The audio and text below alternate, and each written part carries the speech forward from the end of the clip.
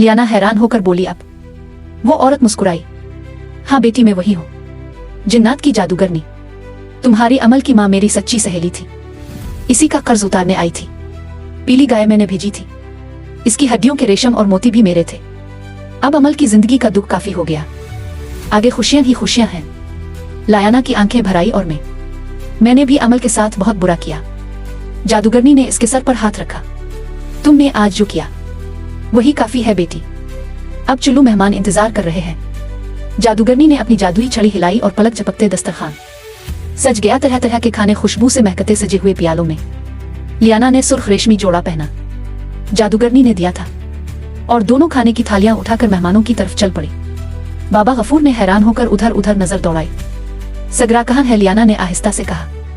अब्बा जी, वो नाराज होकर चली गई। बाबा गफूर कुछ समझना चाहते थे, मगर फिर नजर इस खूबसूरत औरत पर पड़ी जो लायाना के साथ आई थी। ये कौन है बेटी?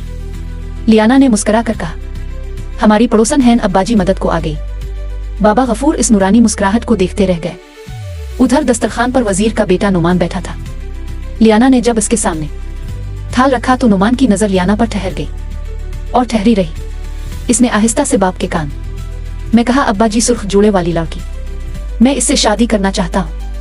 वजीर ने मुस्कुरा कर कहा, पहले खाना खा लो अब्बा जी, समय में खाने को हाथ न लगाऊंगा जब तक आप हाँ न करें। वजीर ने हंस कर सर हिलाया और यूं एक खुतबे की जगह दो खुतबे हो गए। सुल्तान और उसका काफिला रुखसत हुआ तो पूरी बस्ती में खुशी का माहौल था। अमल शहजादा अरसलान की मंगेतर बन गई थी और लियाना नुमान वजीरजादे की।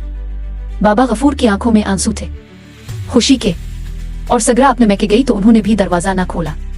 इसकी बदजुबानी और शरारतों की खबर पहुंच चुकी थी। आखिर जंगल में जा बसी खुम्बियां खाकर, नालों का पानी पीकर, और वहां भी इसका गुस्सा ना गया। कभी कभी जंगल में खड़ी चीखती, बाबा गफूर, मैं तुम्हें नहीं छोड़ूंगी।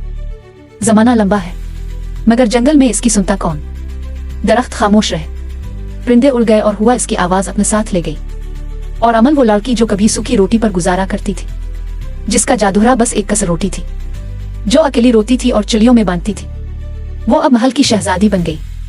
और जब भी वो अपने महल की खिड़की से चरागां की तरफ देखती तो इसे याद आती अपनी पीली गाय बूढ़ी अम्मा की दुआएं और माँ की वो मुस्कुराहट जो शायद कहीं से देख रही होती और मुतमईन होती, रब का करना देखो, जिसने सब्र किया इसे सब मिल गया, और जिसने जुल्म किया इसे अपने किए का फल भी मिल गया।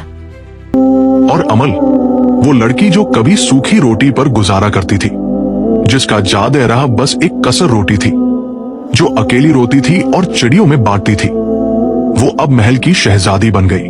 और जब भी वो अपने महल की खिड़की से चरागाह की तरफ देखती तो उसे याद आती अपनी पीली गाय, बूढ़ी अम्मा की दुआएं और माँ की वो मुस्कुराहट जो शायद कहीं से देख रही होती और मुतमिन होती। रब का करना देखो, जिसने सब्र किया उसे सब मिल गया, और जिसने जुल्म किया उसे अपने किए का फल भी मिल गया।